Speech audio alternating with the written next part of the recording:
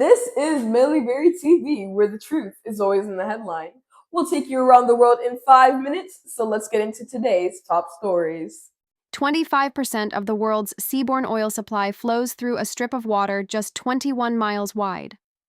Tonight, that strip, the Strait of Hormuz, is locked in the most dangerous naval standoff in a generation. The United States and Iran are not just at war diplomatically. They are confronting each other ship to ship, with live fire in international waters. And the consequences for every family watching tonight at the gas pump, at the grocery store, could not be more direct. The crisis began February 28th, when the United States and Israel launched surprise airstrikes on Iran, assassinating Supreme Leader Ali Khamenei. Iran responded by choking off the Strait of Hormuz. What followed has become a dual blockade, Iran restricting ships from passing, the U.S. Navy blockading Iranian ports entirely since April 13th. Today, the standoff intensified. President Trump ordered American military forces to, quote, shoot and kill any Iranian boats caught laying sea mines in the strait. The U.S. Central Command confirmed it has now turned away at least 33 vessels. But maritime intelligence firm Lloyd's List reports at least 26 Shadow Fleet tankers have breached the American blockade line, many of them smuggling Iranian oil. Coming up, Europe makes a historic financial bet on Ukraine. The numbers are staggering. $106 billion. That is the number Europe just put on the table for Ukraine, the single largest wartime loan package in the European Union's history. It was blocked for months. It required a political earthquake in Hungary to unlock it. And tonight, it is done. For a country now in its 5th year of war, this money may be the difference between holding the line and losing it. This vote has implications well beyond Ukraine's battlefield. It signals that Europe, even with its internal divisions, is prepared to sustain this war financially for years. European Council President Antonio Costa was blunt in one post-vote line. Promised, delivered, implemented. For Russia's Vladimir Putin, this is a direct economic hit. Oil revenue is the engine of his war machine. With 40 Shadow Fleet ships now sanctioned and Russian banks further restricted, analysts say the financial pressure on Moscow is reaching a critical level.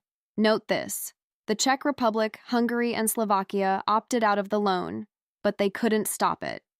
That procedural workaround enhanced cooperation may set a precedent for how Europe moves forward on the thorniest security questions. Coming up, the world's most powerful religious leader takes on the world's most powerful political leader. Live from Africa.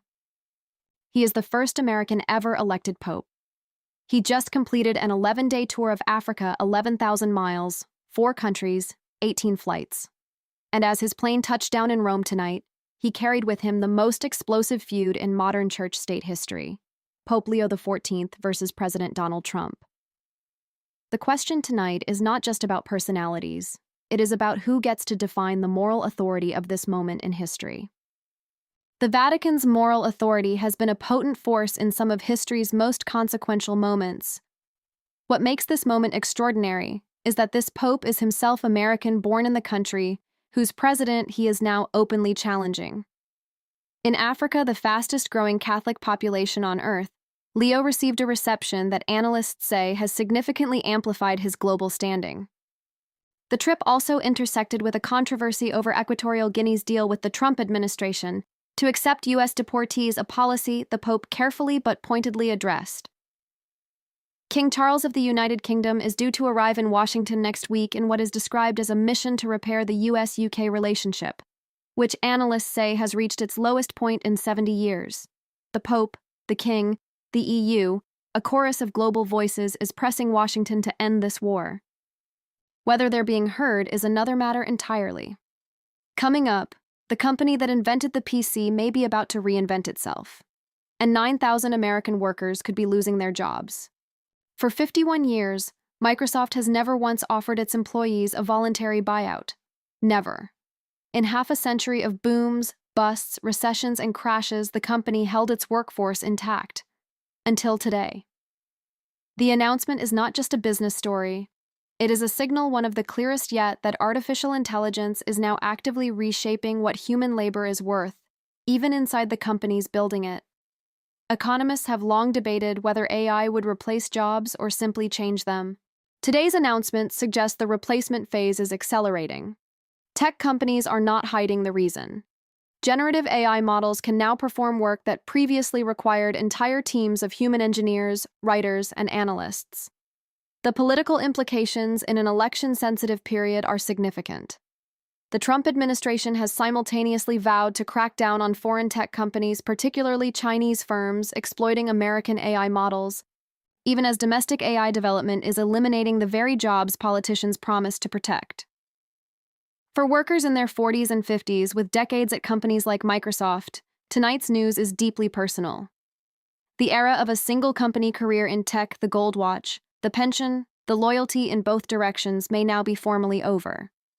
A suspected terror plot in Texas and 2 arrests that may have prevented a massacre.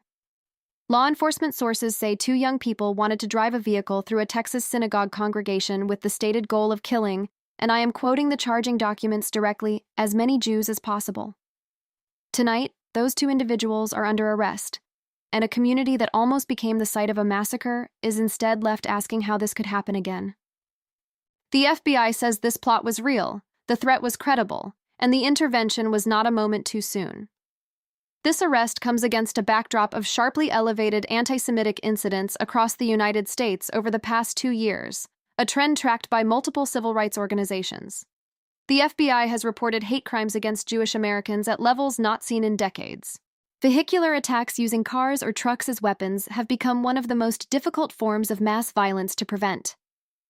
The logistics require almost no specialized knowledge or resources, making them attractive to those who may be radicalized online. Law enforcement experts have long warned that synagogues, churches, and mosques remain high-value targets for extremist actors. For Jewish communities across Texas and the country tonight, this arrest is both a relief and a reminder. A reminder that the threat is not theoretical, that vigilance is not paranoia, and that the partnership between communities and law enforcement remains essential. That is your short and detailed look at the top stories around the globe today. For continuous coverage and breaking updates, keep it right here on Millie Berry TV. Thank you for joining us. Like, comment, subscribe, and hit that bell so you don't miss a thing. Have an amazing day.